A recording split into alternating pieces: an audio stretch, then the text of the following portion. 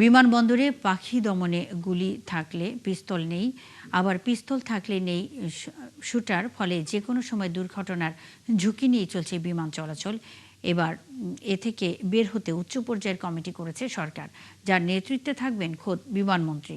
মোহন ইসলামের প্রতিবেদন। 2025 সালের 26 জুন ঢাকার শাহজালাল আন্তর্জাতিক বিমানবন্দর থেকে সিঙ্গাপুরের উদ্দেশ্যে উড়াল দেয় বিমান বাংলাদেশ এয়ারলাইন্সের একটি ফ্লাইট। তবে বিপত্তি ঘটে মাঝ আকাশে। পাখির সঙ্গে আঘাত লাগে বিমানের পাখার। দ্রুত আবার শাহজালালে ফিরে আসে উড়োজাহাজটি। ঢাকা সহ দেশের সবকটি বিমানবন্দরে উড়োজাহাজের সঙ্গে পাখির ধাক্কার ঘটনা নেহায়েত কম নয়। প্রায় সময় এমন দুর্ঘটনায় পড়ে উড়োজাহাজ। কালার এক্সপার্ট ডার্ক স্যাপ এবং মাইল্ড অন হ্যান্ডস টেকনোলজি সমৃদ্ধ অরিক্স অ্যাডভান্স ডিটারজেন্ট পাউডার, আপনার লন্ড্রি এক্সপার্ট। ঢাকা, চট্টগ্রাম আর সিলেট বিমানবন্দর থেকে আন্তর্জাতিক ফ্লাইট চলাচল করে। এর মধ্যে ঢাকার বিমানবন্দরে প্রযুক্তি থাকলেও এর ব্যবহার খুব বেশি নেই, আর বাকি দুটিতে নেই পর্যাপ্ত ব্যবস্থা।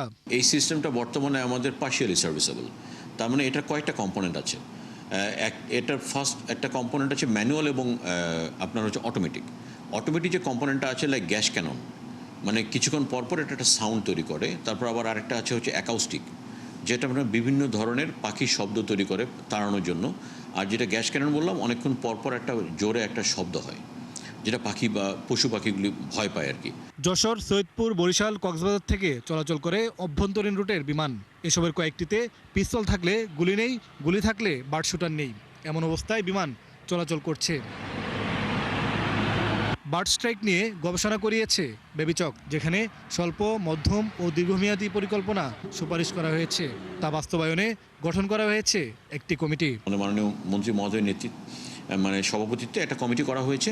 এখানে আপনার সিটি কর্পোরেশন থেকে শুরু করে আমার অন্য যারা স্টেক হোল্ডার আছেন, পুলিশ থেকে শুরু করে আমার বাহিনী যারা আছেন এখানে, সশস্ত্র বাহিনীর থেকে শুরু করে আমাদের সিভিল এভিয়েশন, অনেকগুলি এন্টিটি, অন্য কিছু মন্ত্রণালয় মিলিয়ে একটা কমিটি করা হয়েছে। এই কমিটির এখন কাজ হচ্ছে যে উপায়গুলি খুঁজে বের করা এবং যে short term, mid term, long term যে প্রপোজালগুলি আছে এগুলি বাস্তবায়ন করা। ভবিষ্যতে দেশের বিমানবন্দরগুলোতে পাখির উপদ্রব শূন্যের কোটায় নিয়ে আসতে চায় বেবিচক। মোহন ইসলাম, ৭১, ঢাকা।